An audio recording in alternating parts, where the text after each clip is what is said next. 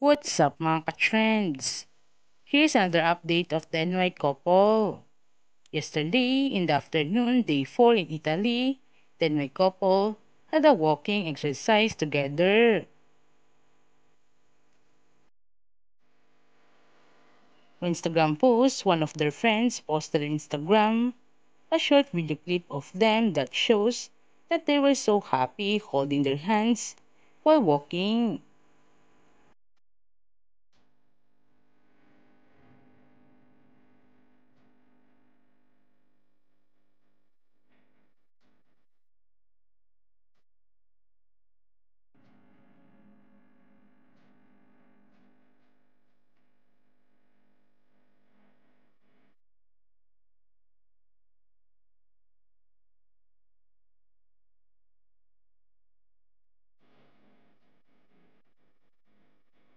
The NY couple did not forget to do exercise maintaining their body to be healthy.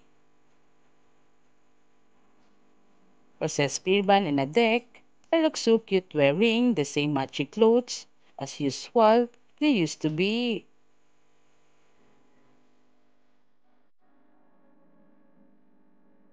And the fans were so happy to see the sweetness in Italy was still consistent even they're not on shows, and it was a big difference when it comes off cam or in the show.